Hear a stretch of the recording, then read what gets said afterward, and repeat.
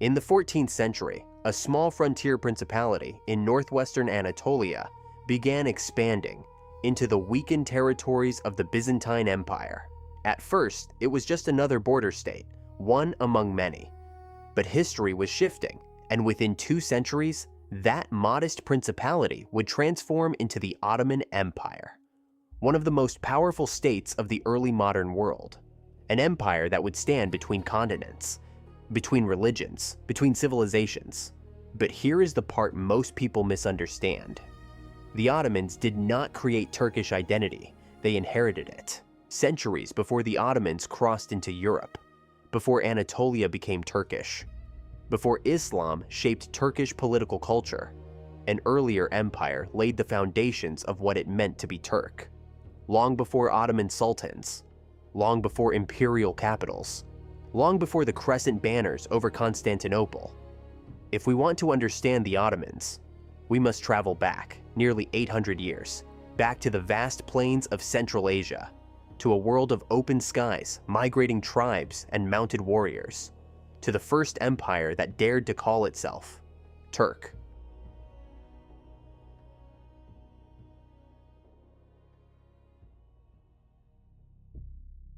The story begins not in cities, but in grasslands.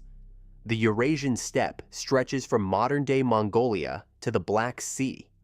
For millennia, it was home to nomadic pastoral societies.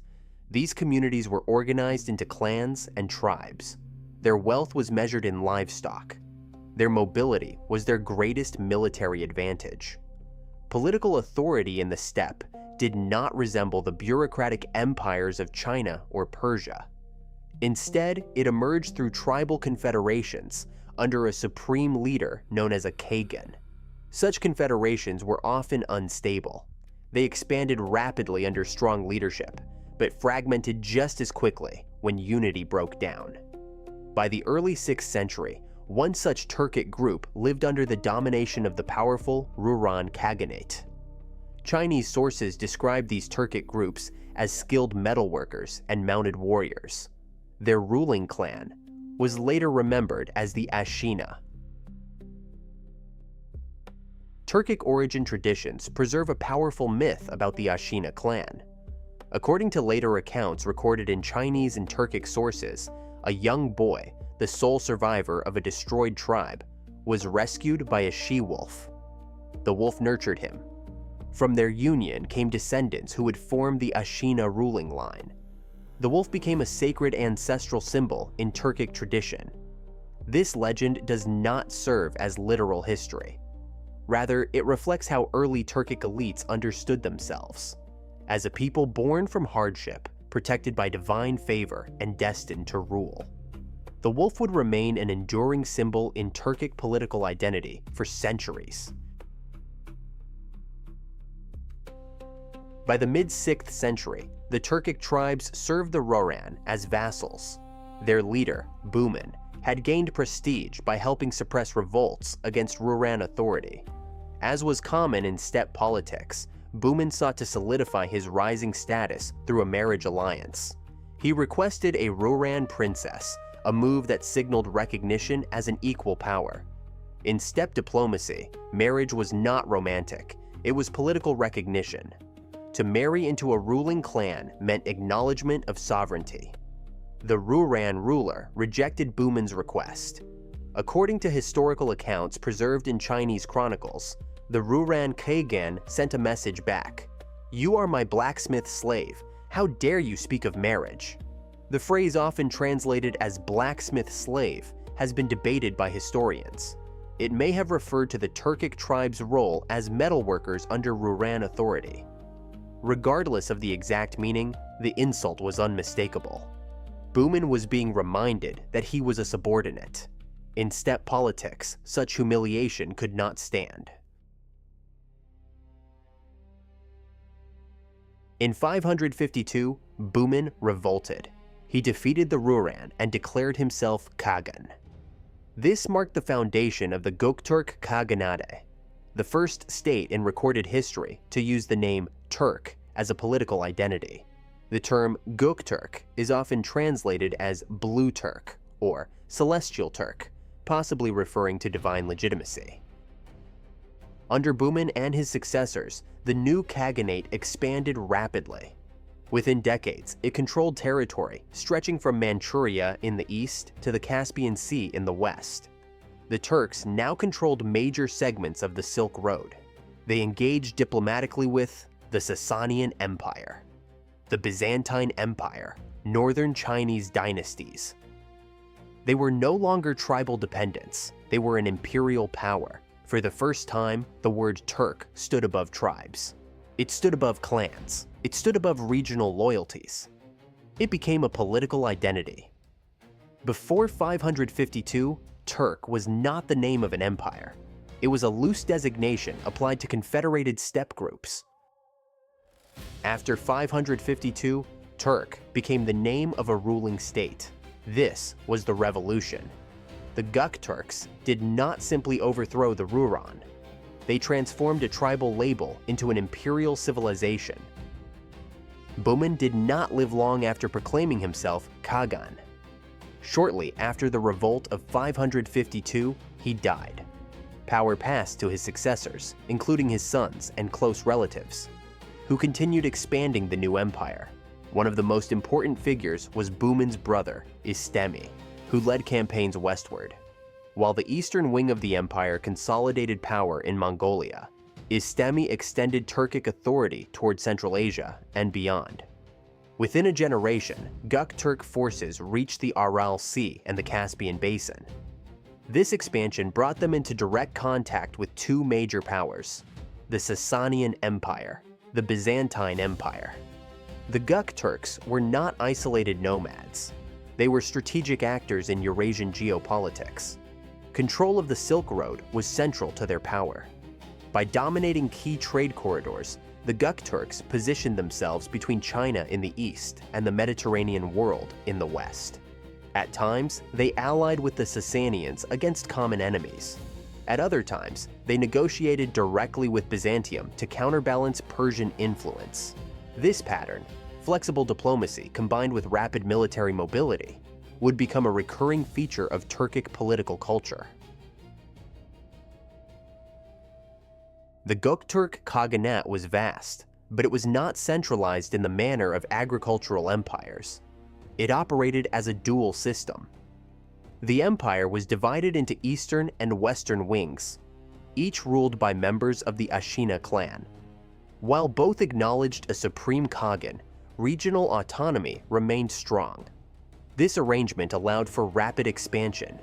It also created long-term instability. Succession disputes were common.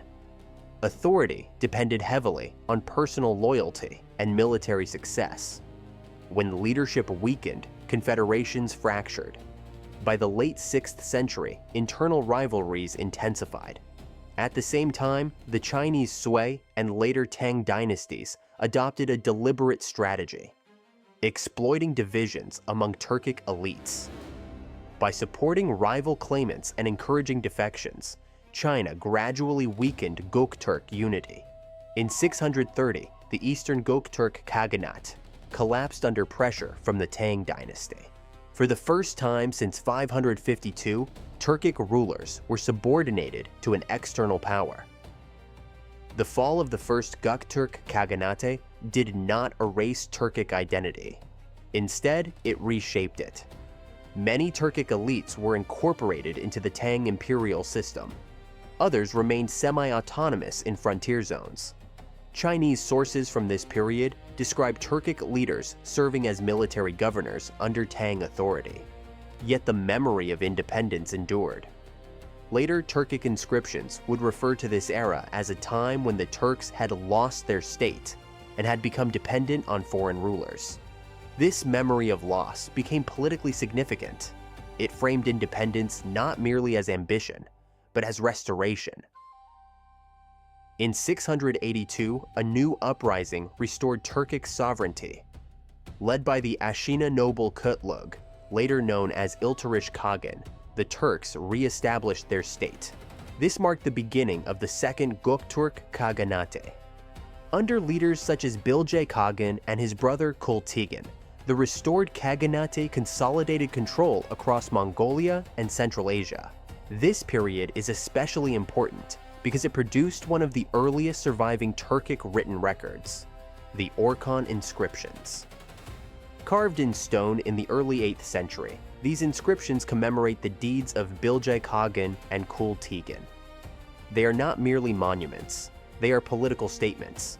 The inscriptions describe how the Turks once lost their independence due to internal weakness and foreign manipulation. They emphasize unity, loyalty, and the responsibility of rulers toward their people. They also explicitly use the term Turk to describe a collective political community. This was no longer just a tribal label, it was a state identity. When the Gök Turks carved the word Turk into stone in the Orkhon Valley, they were not describing a tribe. They were declaring a civilization. The inscriptions speak not only of victories, but of responsibility. They warn against division. They condemn submission to foreign rulers. They frame sovereignty as sacred duty.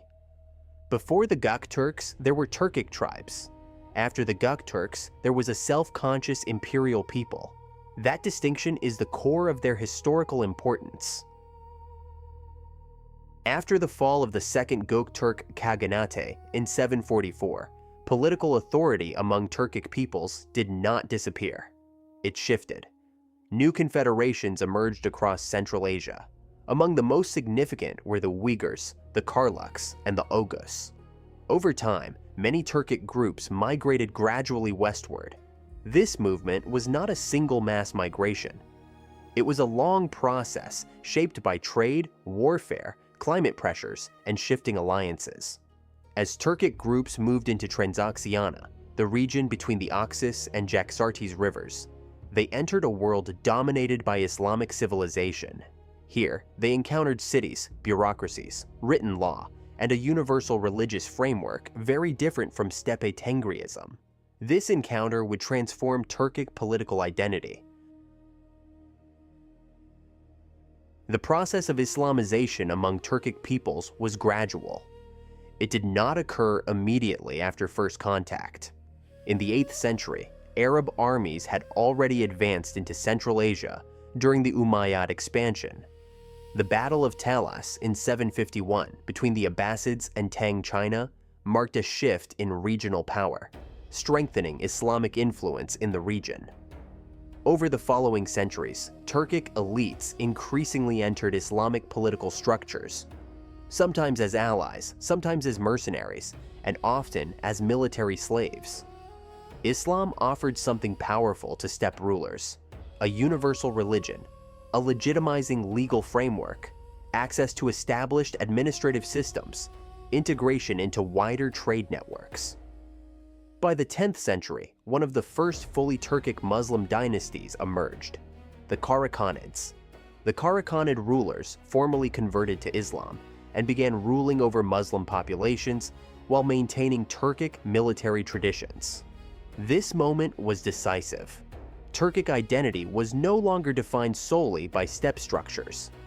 It was now intertwined with Islam. This fusion would define nearly all major Turkic empires that followed.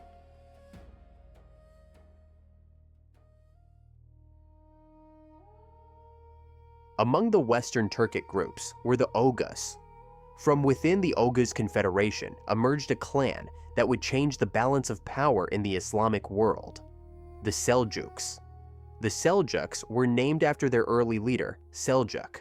In the 11th century, his descendants moved southward into Persian territories weakened by political fragmentation.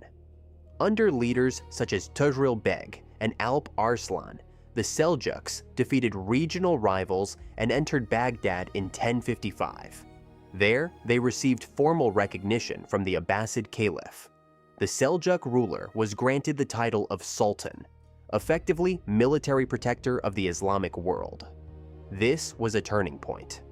For the first time, a Turkic dynasty ruled the political heart of Sunni Islam. They preserved the Abbasid Caliphate, but exercised real power themselves. The Seljuks combined Turkic military organization, Persian bureaucratic administration, Islamic legitimacy. This synthesis became the political template later used by the Ottomans. The continuity was not accidental. From the Gök Turks, the Seljuks inherited dual rulership structures that balanced central authority and regional autonomy. A concept of sacral sovereignty, first rooted in Tengri, later expressed through Islam. A culture of flexible diplomacy between rival civilizations, Gök Turk to Seljuk. And from the Seljuks, that model passed forward, Seljuk to Ottoman. The Ottomans did not invent their imperial system. They inherited an evolved version of a structure first forged on the steppe.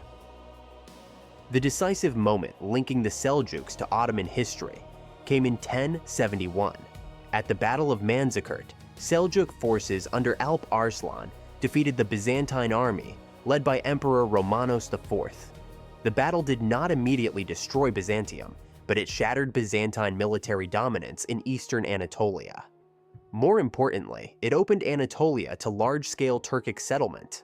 In the decades that followed, august Turkic groups moved into Anatolia, establishing small principalities.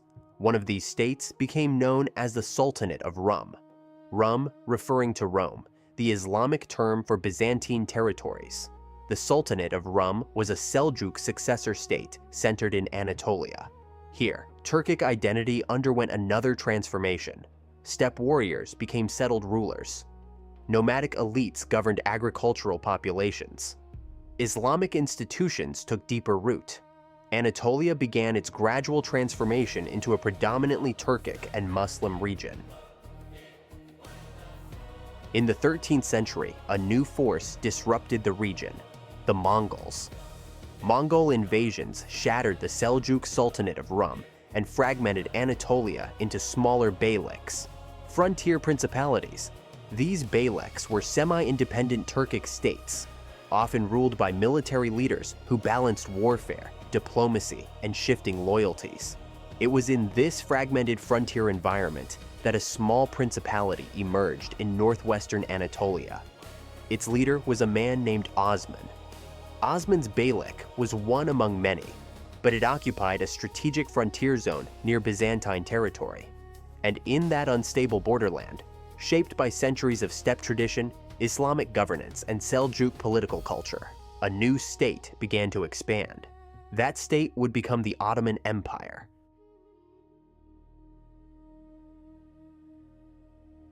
By the time Osman began expanding his frontier principality, the political architecture of Turkic Empire had already existed for nearly 7 centuries. The Ottomans did not invent steppe cavalry warfare, decentralized military frontier systems, sacred rulership legitimized by divine mandate, diplomatic balancing between East and West. Those foundations were laid in 552. That was the moment when Turk ceased to be merely tribal and became imperial. The Ottomans did not emerge from isolation.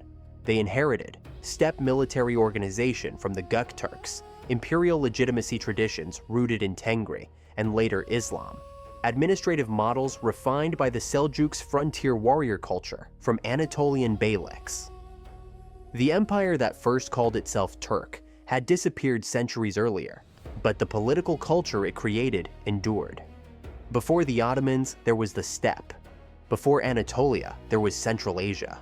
Before empire in Europe, there was empire in the grasslands. And it was there that Turkish identity first became imperial.